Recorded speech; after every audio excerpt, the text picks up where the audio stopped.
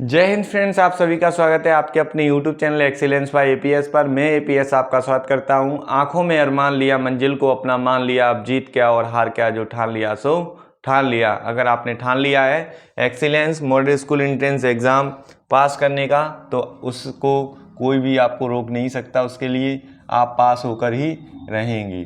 आज हम डिस्कस करने वाले हैं पार्ट 5 हिंदी। इसमें हम आपको 3 टॉपिक समझाएंगे। एक तो पहला है उपसर्ग और प्रत्यय, उसके बाद है आपकी संधि और फिर उसके बाद है आपका समास। एक ही वीडियो में हम आपको समझा देंगे, क्योंकि इसका टेस्ट भी होना है। इस वजह से थोड़ा सा जो है ना जल्दी जल्दी कर रहे हैं। थोड़े से वीडियोस लंबे हो जाते हैं, उससे कोई दिक्कत नहीं है, क्योंकि आपको जब कोई टॉपिक समझ में आ जाता है तो टाइम कितना लगता है ये मैटर नहीं करता, चीज़ें समझ में आनी चाहिए। ठीक है। उपसर्ग और प्रत्यय का मतलब एक्चुअल में क्या होता है उसको मैं समझा देता हूं आपको, फिर आपको संधि और उसके बाद मैं आपको समास करवाऊंगा। इससे पहले भी मैं वीडियोस बना चुका हूं, ये पार्ट 5 है। इससे पहले फर्स्ट, सेकंड, थर्ड और फोर्थ भी करवाए हैं, तो उसकी जो लिंक है वो डिस्क्रिप्शन बॉक्स में दे रखी है, वहाँ से जाकर आप देख सकते हैं। और व्हाट्सएप ग्रुप से जरूर जुड़े रहें और दोस्तों को जो है ना वीडियो को शेयर ज़रूर करें। तो आइए स्टार्ट करते हैं। उपसर्ग एक्चुअल में होते क्या है, ऐसे शब्दांश जो शब्द के आदि शुरू में जुड़कर उसके अर्थ में विशेषता उत्पन्न कर देते हैं अथवा उसको नया शब्द या नया अर्थ दे देते हैं, उसे ही हम क्या कहते हैं, उपसर्ग कहते हैं।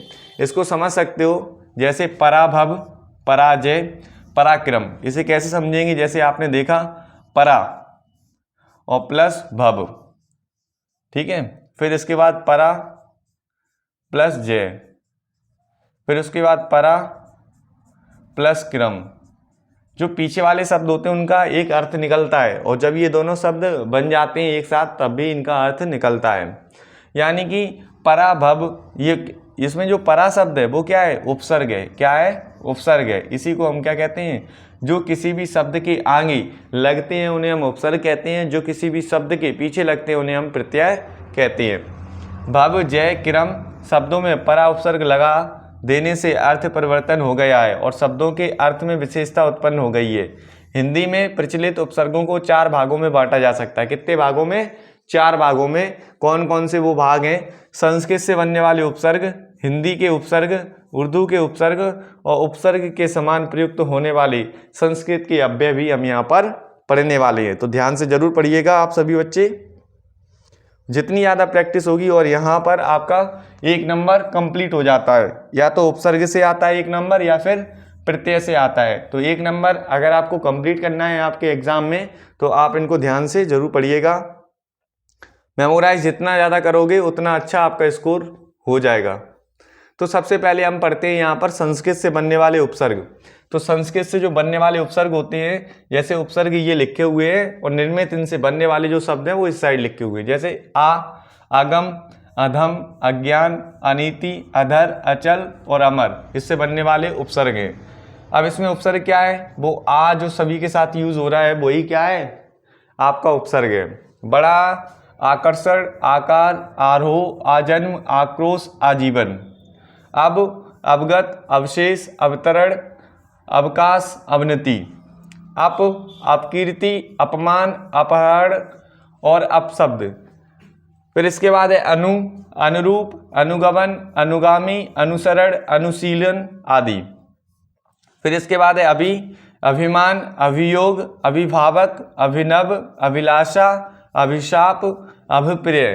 ठीक है, ये सभी संस्कृत से बनने वाले उपसर्ग थे। आगे और दे रखे, उनको भी हम प्रैक्टिस कर लेते हैं। जितना ज़्यादा आप प्रैक्टिस करोगे उतने अच्छे आपके मार्क्स आएंगे। फिर अधि, अधिपाठक, अधिकार, अधिनायक, अधिकृत, अधिपति।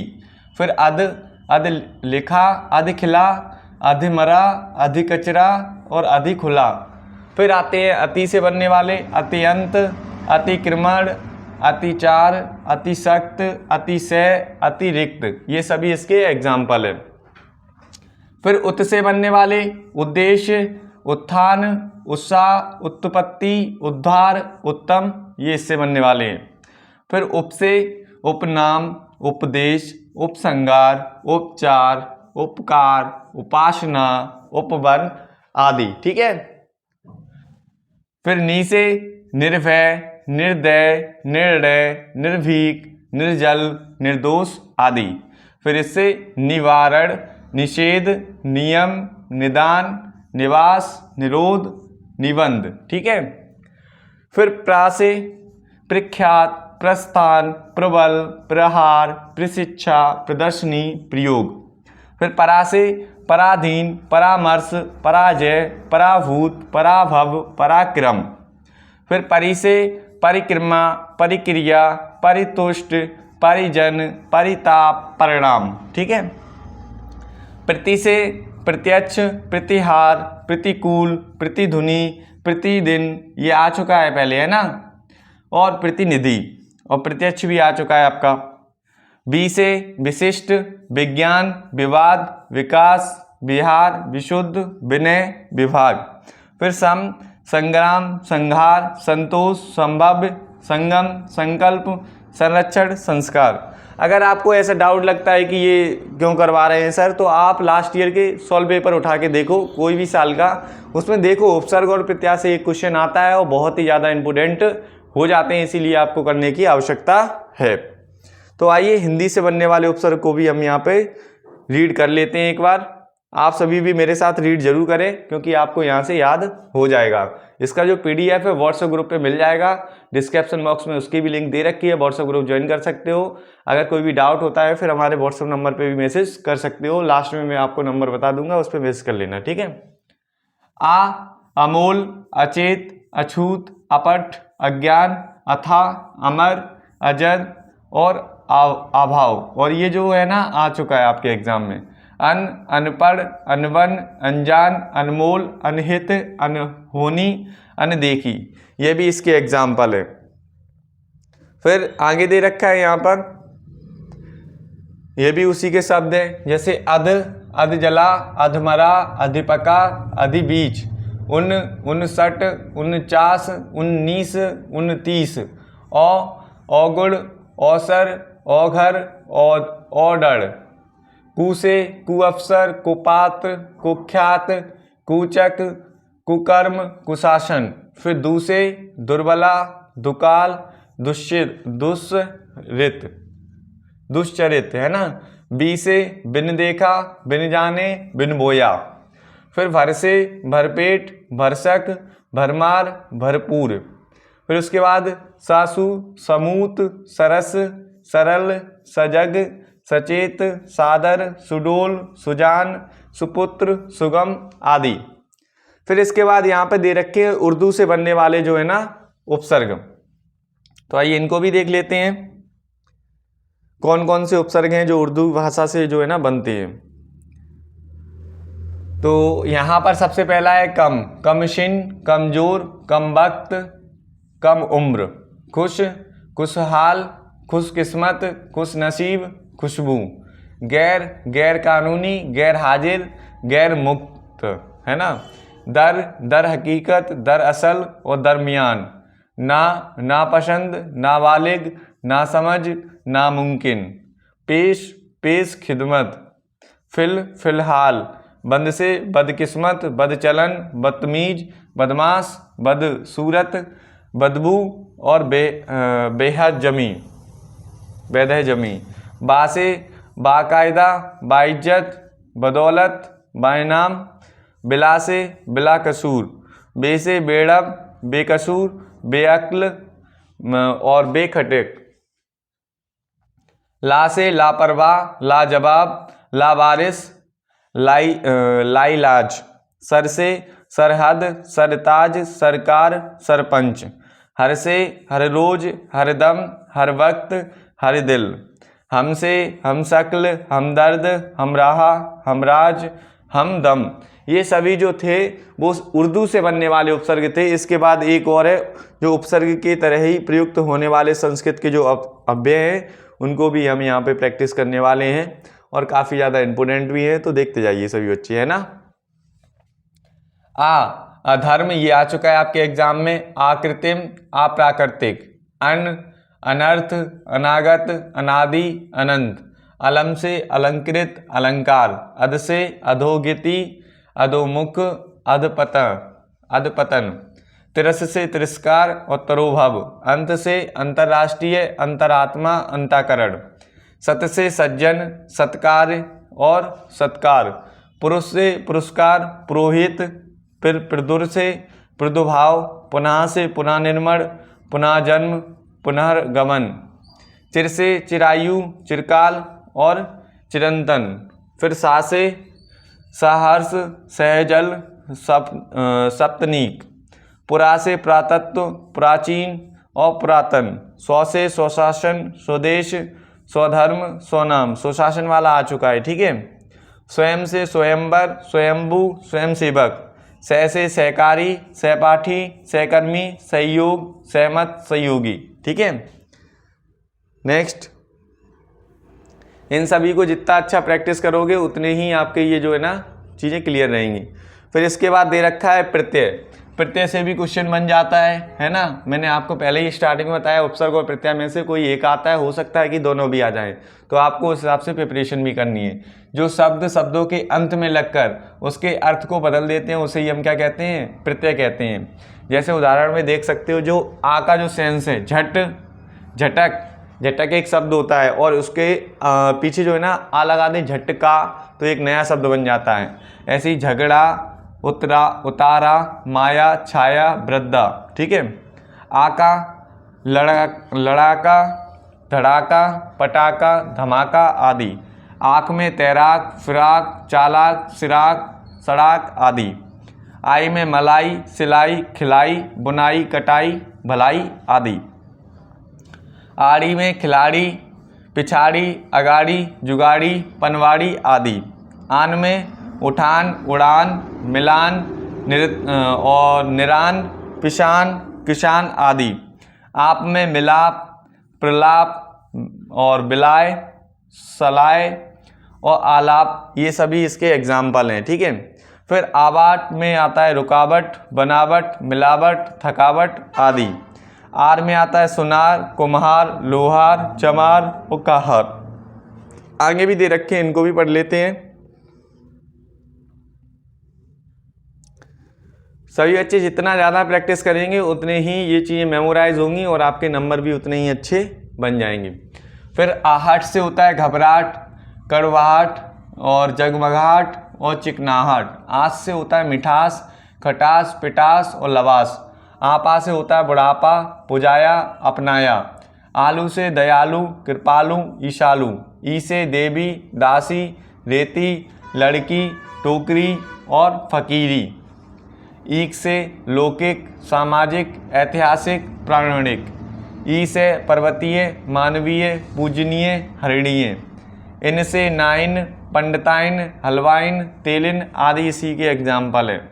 फिर इबल से देवियल, दड़ियल, मरियल, चुटियल और अड़ियल आदि इसके एग्जाम्पल हैं। ओना से बिछौना, खिलौना, सलौना आदि। ओती से चुनौती, मनोती, बापौती आदि। ओटा से मुखौटा, पथरोटा और चकलोटा आदि। का से चालाक, घातक, रक्षक, भक्षक, नाशक आदि। खाना से दवाखाना, मुसाफिर खाना आदि। फिर ता से बनने वाले खपत, बचत, रंगत। फिर ता से सुंदरता, निपुणता, सहजिकता और कामयनीयता। तत्व से महत्व, प्रभुत्व, आश्रित्व, नेतृत्व, बंधुत्व आदि। फिर नी से मिलनी, करनी, कथनी, भरनी, मोहिनी, तरनी आदि। और पन से फिर बचपन, भोलापन, बड़ापन, लड़कपन आदि। फिर मान से अपमान, अभिमान, द्रव्यमान, बुद्धिमान, ये भी इसके एग्जाम्पल हैं और इसके आगे भी दे रखे हैं, उनको भी देख लेते हैं।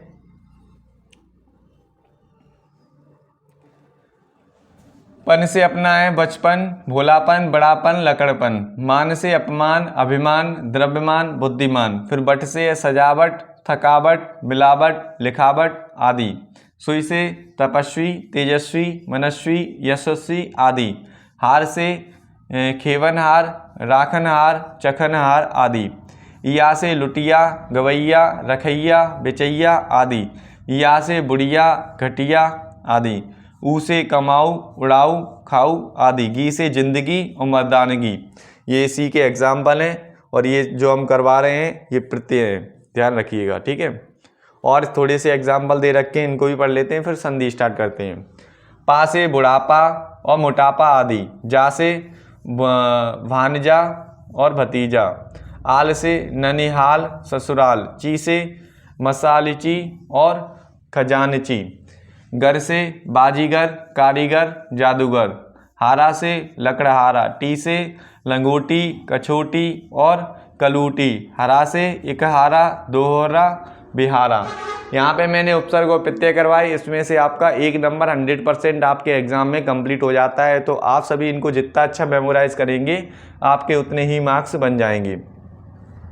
सामान्यतः इसके बाद मैं आपको संधि करवाने वाला हूँ, ध्यान से देखिए, सबसे सिंपल है और आपका यहाँ से भी 1 नंबर बन ही जाता है, ठीक है।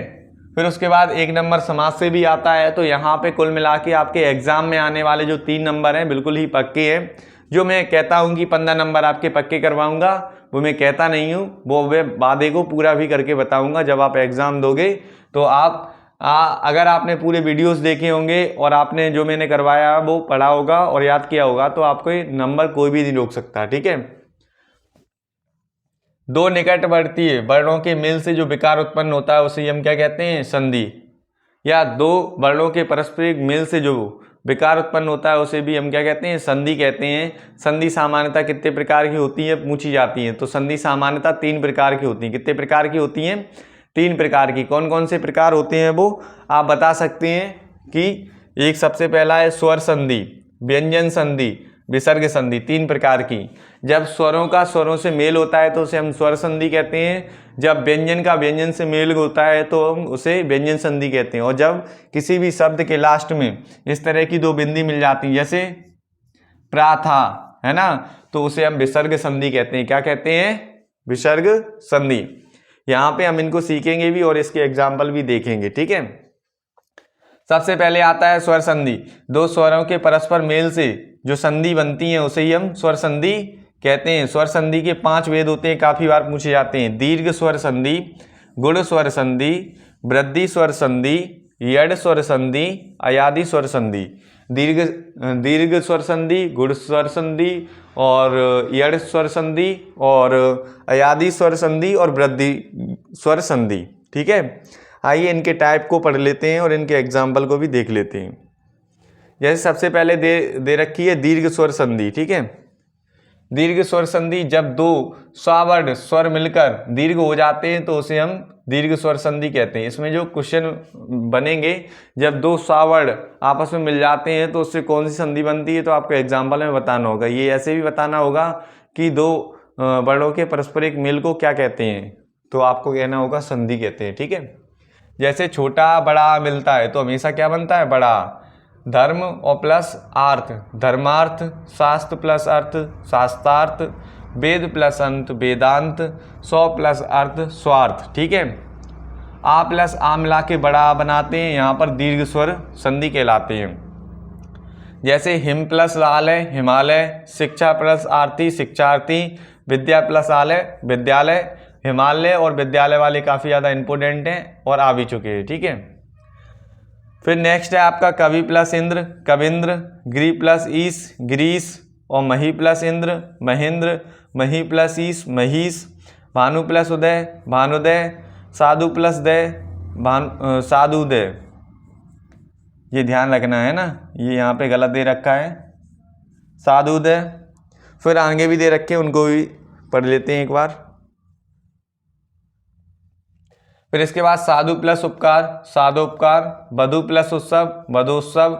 बहु प्लस उर्मी, बहुधर्मी। फिर इसके बाद है गुण स्वर संधि। जब छोटा बड़ा की आगे छोटी बड़ी हो तो ए एड़ी ओ छोटा ऊ और बड़ा ऊ हो तो ओखली और ऋषि हो तो अर कर देते हैं और इसी के आधार पर इनके एग्जाम्पल बन जाते हैं। तो आइए देख लेते हैं कौन कौन से इनके एग्जाम्पल बनते हैं और काफ़ी ज़्यादा इंपॉर्टेंट भी रहते हैं आपके एग्जाम के दृष्टिकोण से। जैसे आपने सुर प्लस इंद्र, सुरेंद्र का एग्जाम्पल है और ये इंपॉर्टेंट भी है, आपके एग्जाम में आ चुका है। परम प्लस ईश्वर, परमेश्वर, ये भी आ चुका है। रमा प्लस इंद्र, रमेंद्र। महा प्लस ईश, महेश। मानव प्लस उचित मानवोचित, सागर प्लस उर्मी सागरुर्मी, महा प्लस उत्सव महोत्सव, ये भी इंपोर्टेंट है। देव प्लस ऋषि देव ऋषि, महा प्लस ऋषि महाऋषि, ये भी इंपोर्टेंट है। ठीक है, फिर इसके बाद आती है वृद्धि स्वर संधि। कौन सी संधि? वृद्धि स्वर संधि। इसमें छोटे या बड़े या का मेल एडी एएनएच से होने पर एडी हो जाती है। छोटे या और बड़े या का मेल जब ओखली ओ औरत से होने पर औरत को ही लिखा जाता है। एक प्लस एक एक एक, ये भी आ चुका है। सदा प्लस एव सदैव, ये भी आ चुका है, इंपोर्टेंट है। महा प्लस ऐश्वर्य महाऐश्वर्य, वन प्लस औषधि वनौषधि, परम प्लस औदर्य परमाऔदर्य, महा प्लस औदर्य महाऔदर्य। ठीक है, ये सभी इंपोर्टेंट है। इसके बाद नेक्स्ट है आपकी यड़ स्वर संधि, इसको भी देख लेते हैं। आप ये क्वेश्चंस को जरूर प्रैक्टिस करें और ज़्यादा से ज़्यादा करें, क्योंकि यहाँ से क्वेश्चन बनता है। छोटी बड़ी का मेल जब किसी विजातीय स्वर से होने पर या हो जाता है। छोटा ऊ बड़ा ऊ का मेल किसी स्वजातीय स्वर, स्वजातीय यानी कि एक सी आवाज़ निकालने वाले, जैसे छोटा और बड़ा ये आ की आवाज़ निकालते हैं, इसे ही हम स्वजातीय कहते हैं। तो क्या हो जाता है बा। ऋषि का मेल किसी विजातीय, विजातीय बोले तो ऋषि के अलावा किसी से भी होता है, तो उसको हम रा लिखते हैं। क्या लिखते हैं? रा। जैसे अधि प्लस अपि दीप, ये भी आ चुका है क्वेश्चन। अति प्लस दिक अत्याधिक, इंपोर्टेंट है ये। और इति प्लस आदि इत्यादि, ये भी इंपोर्टेंट है। प्रति प्लस उत्तर प्रति उत्तर, नी प्लस ऊन न्यून, नदी प्लस आपरण नग्धपढ़, प्रति प्लस एक प्रत्येक, ये भी इंपोर्टेंट है। प्रति प्लस अंचा प्रत्यंचा, देवी प्लस आगम दिव्यागम, अनु प्लस ए अन्वय, सु प्लस आगत स्वागत, अनु प्लस इति अनुवति, और स्वागत वाला भी इंपोर्टेंट है। अनु प्लस ईषण अन्वेषण, वधु प्लस आगमन वध्य आगमन, और फिर पितृ प्लस अनुमति पितृनुमति। ये काफ़ी ज़्यादा इंपॉर्टेंट है और काफ़ी बार आपको प्रैक्टिस करना होगा, तभी आप इस चीज़ को अच्छे से कर पाओगे। फिर आगे दे रखे हैं यहाँ पे अयादी स्वर संधि। ठीक है, तो इसको भी देख लीजिए। जब छोटी एडी एनक ओखली ओ औरत का मेल किसी विजातीय स्वर से होने पर क्रमशः ए आय एब और आब हो जाता है। जब किसी भी शब्द के नीचे जो हलंत लगा होता है, यानी कि वो अपूर्ण शब्द होता है, अब इसमें जब हम छोटा आ मिला देते हैं तब ये बन जाता है। इसीलिए हम इंग्लिश में एम को माँ को एम ए लिखते हैं। क्या लिखते हैं? M A. इसको समझने क्या है कि मतलब जो स्वर होते हैं, हमने आपको जब पार्ट फर्स्ट पढ़ाया था उसमें बताया था, जो स्वर होते हैं वो स्वतंत्र ध्वनियाँ होती हैं, जबकि जो व्यंजन होते हैं वो स्वतंत्र ध्वनियाँ नहीं होती, क्योंकि उनका उच्चारण स्वरों की सहायता से किया जाता है। तो आइए यहाँ पे न प्लस अन नयन, ये भी आ चुका है, इंपोर्टेंट है। गे प्लस अक गायक, पौ प्लस अन पवन, पौ प्लस आक पावक, ये भी इंपोर्टेंट है। नौ प्लस एक नाविक। फिर आती हैं आपकी व्यंजन संधि, ये भी काफ़ी इंपोर्टेंट है। व्यंजन का व्यंजन से अथवा स्वर से संयोग होने पर जो विकार परिवर्तन उत्पन्न होता है उसे ही हम क्या कहते हैं? व्यंजन संधि कहते हैं। बाग प्लस दान बागदान, बाग प्लस ईस बागीस, ये आ चुका है। अच प्लस अंत अजंत, अप प्लस जा अब्ज, ये भी इंपोर्टेंट है। ठीक है, नेक्स्ट फिर आता है विसर्ग संधि। क्या आती हैं? विसर्ग संधि, इनको भी समझ लीजिएगा। फिर इसके बाद इसके एग्जाम्पल्स हैं। विसर्ग संधि, विसर्ग में हमेशा आपको दो बिंदी मिलेंगी इस टाइप की, के स्थान पर स्वर और व्यंजन के मेल से जो विकार उत्पन्न होता है उसे हम विसर्ग संधि कहते हैं। जैसे हरि प्लस चंद्र हरिश्चंद्र, नी प्लस छल निश्चल, नमा प्लस ते नमस्ते, मरु प्लस स्थल मरुस्थल, ये भी इंपोर्टेंट है। नी प्लस शुल्क निःशुल्क, ये भी इंपोर्टेंट है। दु प्लस शासन दुशासन, मन प्लस रंजन मनोरंजन, ये भी इंपोर्टेंट है। मना प्लस बल मनोबल, ये आ चुका है। दु प्लस बल दुर्बल, ये भी इंपोर्टेंट है। ठीक है, फिर यहाँ पे कुछ एग्जाम्पल दे रखे हैं, इनको जरूर समझिएगा। तो यहाँ से भी क्वेश्चन आपके बन जाते हैं। जैसे अश्व आरोही, ये दीर्घ स्वर संधि है। और इंद्र अयुद्ध दीर्घ संधि है, या इत्यादि यड़ स्वर संधि है। उपेंद्र गुण स्वर संधि है। उपयुक्त यड़ स्वर संधि है। एकाएक वृद्धि स्वर संधि है। कुशासन विसर्ग संधि है। ठीक है, कविंद्र दीर्घ स्वर संधि है। गणेश वृद्धि स्वर संधि है। गिरीश दीर्घ स्वर संधि है। तन्मय व्यंजन संधि है। इन सभी को आपको मेमोराइज ज़रूर करना होगा अच्छे से, 2 से 3 बार करोगे तो आपको ये चीज़ें अच्छे से जो है ना प्रिपेयर हो जाएंगी, यानी कि तैयार हो जाएंगी। फिर इसके बाद दे रखा है यहाँ पे तपोवन। तपोवन जो है ना विसर्ग संधि है, दिग्गज व्यंजन संधि है, दुर्लभ विसर्ग संधि है, नमस्कार विसर्ग संधि है, नरेंद्र गुण स्वर संधि है, फिर निरंतर विसर्ग संधि है, निरपवाद विसर्ग संधि है, निष्फल विसर्ग संधि है, ये भी निष्पट विसर्ग संधि है, निर्धन विसर्ग संधि है, नायक यड़ स्वर संधि है, निरोग विसर्ग संधि है, परोपकार गुण स्वर संधि है, परिमार्थ दीर्घ स्वर संधि है, पूर्ण आत्मा दीर्घ स्वर संधि है, पितृदेश यड़ स्वर संधि है, प्रत्येक यड़ स्वर संधि है, प्रत्युपकार यड़ स्वर संधि है, और भ्रमण आर्थी ये दीर्घ स्वर संधि है। ठीक है, फिर यहाँ पे और भी संधियाँ दे रखी हैं, उनको भी एक बार पढ़ लेते हैं, फिर उसके बाद हम समास को पढ़ेंगे यहाँ पर। ठीक है, फिर यहाँ दे रखी है महा औषधि, तो ये दीर्घ स्वर संधि है, महेश गुण स्वर संधि है, महात्मा दीर्घ स्वर संधि है, महेंद्र ये आ चुका है गुण स्वर संधि है। ठीक है, महर्षि ये भी इम्पोर्टेंट है, ये भी गुण स्वर संधि है, मनोरथ विसर्ग संधि है, महाद्वरी ये यड़ स्वर संधि है, रत्नाकर दीर्घ स्वर संधि है, विद्यार्थी आ चुका है इम्पोर्टेंट, विद्यालय भी आ चुका है।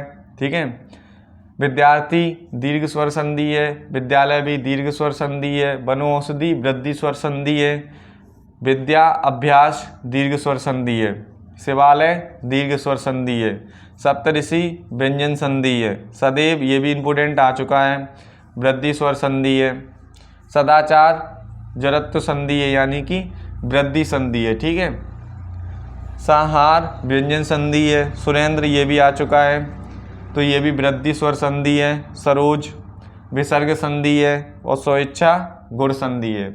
यहाँ पे हमने सीखा जो संधि होती हैं कितने प्रकार की होती हैं, तो मैंने आपको बताया जो संधियाँ होती हैं वो सामान्यतः 3 प्रकार की होती हैं। संधि की परिभाषा पूछी जाती है, 2 वर्णों के निकटवर्ती मेल को हम संधि कहते हैं। संधि 3 प्रकार की होती हैं, स्वर संधि, विसर्ग संधि और व्यंजन संधि, या स्वर व्यंजन और विसर्ग संधि। ठीक है, 3 प्रकार की। अब यहाँ पे हम समास पढ़ने वाले हैं और ये लास्ट टॉपिक है हमारे इस वीडियो में, फिर उसके बाद हम आगे पार्ट में डिस्कस करेंगे। अब समाज में क्या है कि समाज जो होते हैं यहाँ से भी आपका 1 नंबर 100% बनता है। ठीक है, तो आप इसको 6 टाइप के समाज होते हैं, आपसे पूछा है समाज कितने प्रकार के होते हैं, 6 प्रकार के होते हैं, या फिर 6 ऐसे लिख दो। ठीक है, जैसे भी आप समझो, और काफ़ी ज़्यादा ये इम्पोर्टेंट होता है आपके लिए। अब होता क्या है, समाज का तात्पर्य छोटा करना होता है, यानी कि समाज शब्दों का संक्षिप्तीकरण ही क्या कहलाता है, समास कहलाता है। अब एक्चुअल में समाज होता क्या है, शरण में आया हुआ, इसको हम एक शब्द में कह देते हैं शरणागत, तो इसे ही क्या हुआ, ये समाज हुआ। अर्थात स्पष्ट है कि समाज का तात्पर्य एक प्रकार से 2 या 2 से अधिक शब्दों को मिलाकर उन्हें संक्षिप्त कर देना ही क्या कहलाता है, समास कहलाता है। फिर आता है समाज की परिभाषा, 2 या 2 से अधिक शब्दों से मिलकर बने हुए एक नवीन एवं सार्थक शब्दों को जो समूह होता है उसे ही हम क्या कहते हैं, समास कहते हैं। फिर आता है सामाजिक शब्द, समाज के नियमों का पालन करते हुए जिस नवीन और सार्थक शब्द की रचना होती है उसे हम सामाजिक शब्द कहते हैं, यानी नियमों का पालन करते हुए जो नए शब्द की रचना होती है उसे हम सामाजिक शब्द कहते हैं। जैसे यहाँ शरणागत जो है ना वो सामाजिक शब्द ही है। ठीक है, नेक्स्ट। फिर इसके बाद आता है समाज विग्रह। ठीक है, सामाजिक शब्दों के बीच के संबंध को स्पष्ट करना ही सामाजिक विग्रह कहलाता है। जैसे लक्ष्मीपति, समाज विग्रह करेंगे इसमें, इसका तो लक्ष्मी का पति होगा। समाज जो है ना 6 प्रकार के होते हैं, अव्ययीभाव समास, तत्पुरुष समास, कर्मधारय समास, द्विगु, द्वंद्व और बहुविग्रही। यहाँ से बहुत ज़्यादा क्वेश्चन आते हैं, तो इन तीनों को बहुत अच्छे से समझना। लास्ट ईयर इनके क्वेश्चंस भी बने हैं, तो आइए इनको कर लेते हैं। सबसे पहले हम पढ़ते हैं अव्ययीभाव समास। क्या पढ़ते हैं, अव्ययीभाव समास। जिस सामाजिक शब्द का प्रथम पद प्रधान और अव्यय हो और अव्ययीभाव समास कहलाता है। जैसे इसके लिंग, वचन आदि की दृष्टि से कोई भी विचार नहीं किया जाता है। जैसे यथाशक्ति, इसमें जो आ है वो क्या है, अव्यय है। अव्यय को हमने पढ़ा भी था। जैसे यहाँ अव्ययी भाव समास दे रखे होंगे, तो जैसे नी प्लस बल, निर्बल, ये कौन सा समास है, अव्ययी भाव है। पर यहाँ पे दे रखा है आपका अव्ययी भाव में पंचानन, ये गलत है, ये अव्ययी भाव नहीं होगा। ठीक है, ये चीज़ें भी आपको चेक करनी पड़ेंगी, कौन से अव्ययी भाव है कौन से नहीं है। बुक में सारी चीज़ें सही नहीं दे रखी हैं, इस वजह से आपको एक बार अच्छे से मेमोराइज करना होगा। फिर तत्पुरुष समास है, जिस सामाजिक शब्द का उत्तर पद अर्थात अंतिम खंड प्रधान हो उसे तत्पुरुष समास कहा जाता है। इसमें कर्ता और संबोधन कारकों के अलावा इसमें शेष कारकों की विभक्तियाँ पूर्व पद और उत्तर पद के मध्य लुप्त होती हैं, यानी कि जिसमें जिस कारक की विभक्ति होती है उसी के नाम पर तत्पुरुष समास का नामांकन होता है। जैसे जल मग्न या अर्थात जल में मग्न, यहाँ जो में विभक्ति है इसका यूज़ किया जाता है। तो ऐसी जो विभक्तियाँ शब्दों के बीच में आ रही हैं, जैसे नीति प्लस युक्त, नीति से युक्त कौन सा समास है, तत्पुरुष समास है। ऐसे ही यहाँ पथ प्लस पथ भ्रष्ट, यानी पथ से भ्रष्ट से जो आ रहा है वो किसको रिप्रेजेंट कर रहा है कि ये तत्पुरुष समास है। देशा निरोगी, यानी देश का अनुरागी। ठीक है, देशानुरागी, और जो का है जो इसको हटा देंगे तो तत्पुरुष समास। दिल की लगी, यानी दिल लगी, दिल की लगी, जो की हटा की से समझ जाएंगे कि ये कौन सा समास है, तत्पुरुष समास है।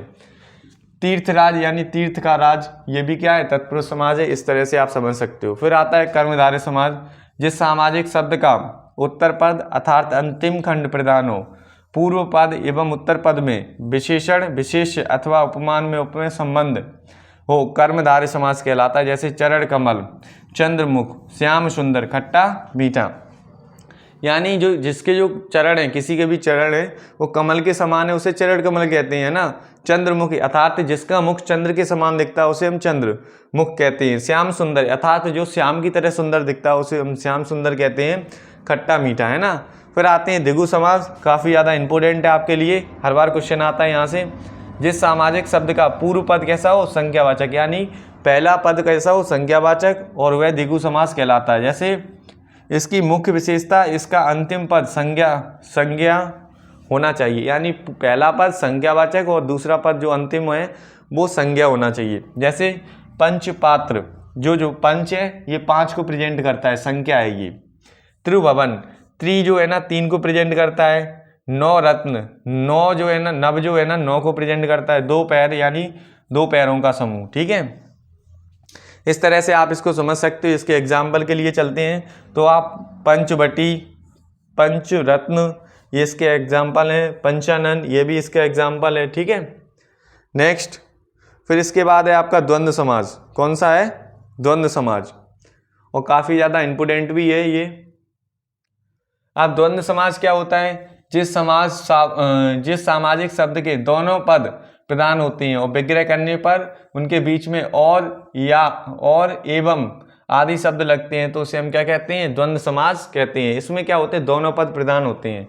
सीता राम, सीता और राम, माता और पिता, राधे एवं श्याम, पाप और पुण्य, अन्न जल। इसके एग्जाम्पल देख लो द्वंद्व समास के।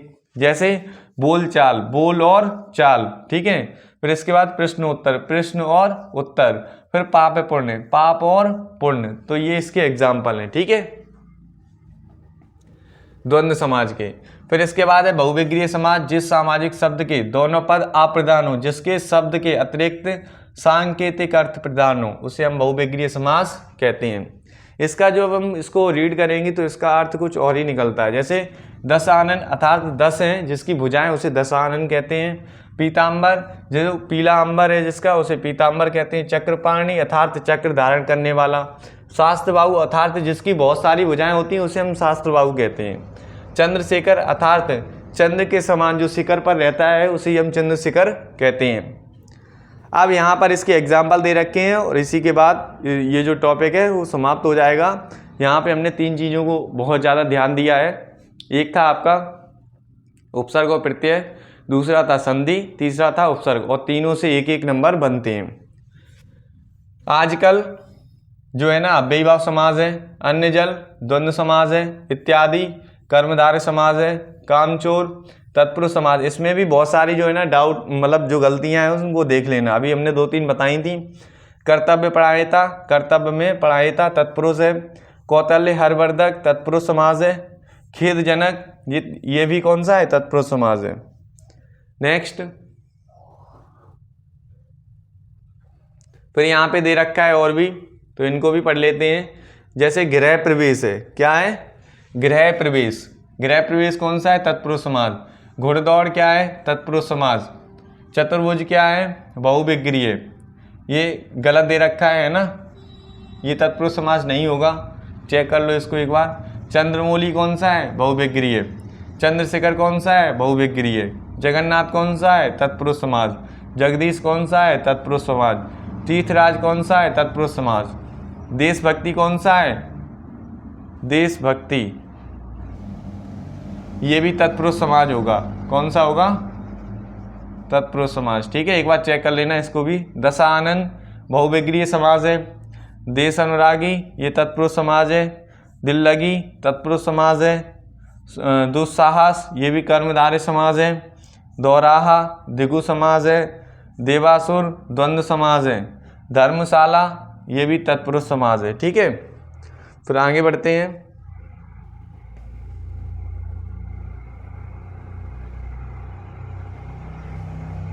यहाँ पे दे रखा है ध्यानमग्न, ये कौन सा है, द्विगु समास है। ठीक है, नीलाम्बुज ये कर्मधारय समास है। नीतियुक्त ये तत्पुरुष समास है। नीलकमल ये कर्मधारय समास है। जिनके बीच में ज़्यादातर प्लस लगे होते हैं वो कर्मधारय समास होते हैं। निर्बल ये अव्ययीभाव समास है। ठीक है, नवरत्न द्विगु समास है। नौतेल द्वंद्व समास है। पंचवटी द्विगु समास है। पंचरत्न ये भी द्विगु समास है। पंचानन ये अव्ययीभाव समास है। पंचवटी है, नवरत्न है ना, नीलकमल है, ये आ चुके हैं आपके एग्जाम में। पद्यांश तत्पुरुष समास है। पाप पुण्य ये भी आ चुका है, द्वंद्व समास है। पदभ्रष्ट ये तत्पुरुष समास है। परमानंद ये कर्मधारय समास है। पीताम्बर ये भी कर्मधारय समास है। प्रश्न उत्तर इंपोर्टेंट है, ये द्वंद्व समास है। प्रधानाध्यापक ये कर्मधारय समास है। प्रत्युत्तर ये भी अव्ययीभाव समास है। ठीक है, नेक्स्ट, फिर इसके बाद यहाँ दे रखा है प्रतिदिन। प्रतिदिन जो है अव्ययीभाव समास है, ये भी इंपोर्टेंट है, आपके लिए आ चुका है। बोलचाल द्वंद्व समास है। ठीक है, बुद्धिहीन तत्पुरुष समास है। भागन विशेष कर्मधारय है। महत्वपूर्ण तत्पुरुष समास है। महर्षि इंपोर्टेंट है आपके लिए, कर्मधारय समास है। माल गोदाम तत्पुरुष समास है। यथाशक्ति अव्ययीभाव समास है। ठीक है, नेक्स्ट, कुछ और दे रखे हैं यहाँ पे, इनको भी पढ़ लेते हैं। यातायात यात और आयात ये द्वंद्व समास है। राज दरबार तत्पुरुष समास है। रेखांकित तत्पुरुष समास है। रागदोष द्वंद्व समास है। राजा रानी द्वंद्व समास है। राजपुरुष तत्पुरुष समास है। लंबोदर बहुविग्रीय समास है, ये आ चुका है। विषमतापूर्ण तत्पुरुष समास है। विद्यालय ये भी आ चुका है, तत्पुरुष समास है। विद्यार्थी ये भी आ चुका है, तत्पुरुष समास है, इंपोर्टेंट है। ठीक है, शरणागत भी आ चुका है, तत्पुरुष समास है। सद्गुण कर्मधारय समास है। और सूर्यचंद्र अव्ययीभाव समास है। स्वर्ण मुद्रा कर्मधारय है। सदुपयोगी ये कर्मधारय समास है, ये भी। समुद्र यात्रा तत्पुरुष समास है। सतसई द्विगु समास है। हंसी खेल ये भी द्वंद्व समास है। त्रिभुवन द्विगु समास है और त्रिलोक ये भी द्विगु समास है। इस तरह से हमने सबसे पहले इस टॉपिक में क्या क्या सीखा, तो मैं आपको एक बार बता देना चाहता हूँ। सबसे पहले हमने यहाँ पर उपसर्ग और प्रत्यय को सीखा। उपसर्ग और प्रत्यय में हमने पढ़ा था, जो शब्द के आगे लगते हैं उन्हें हम उपसर्ग कहते हैं और जो शब्द के पीछे लगते हैं उन्हें हम क्या कहते हैं, प्रत्यय कहते हैं। यहाँ से आपका 1 नंबर बन जाता है। ठीक है, ये रहे उपसर्ग और प्रत्यय। प्रत्यय क्या होते हैं, जो शब्द के अंतिम शब्द के साथ जुड़ जाते हैं उसे हम प्रत्यय कहते हैं। ठीक है, फिर हमने इसके बाद सीखा था कि जो आपकी संधि होती हैं वो संधि सामान्यतः 3 प्रकार की होती है। सबसे पहले ये पूछा जाता है संधि किसे कहते हैं, 2 वर्णों के मेल को ही क्या कहते हैं, संधि कहते हैं। संधि 3 प्रकार की, स्वर संधि, व्यंजन संधि और विसर्ग संधि। स्वर संधि आपकी 5 प्रकार की होती हैं, दीर्घ संधि, गुण संधि, वृद्धि संधि, यादि संधि और अयादि संधि।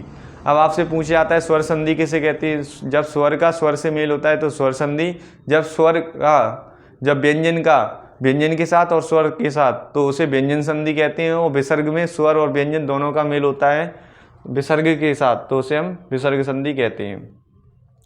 फिर हमने आगे इनके एग्जाम्पल देखे। फिर उसके बाद हमने समाज पढ़ा, यानी शब्दों के संक्षिप्तीकरण को ही हम समाज कहते हैं।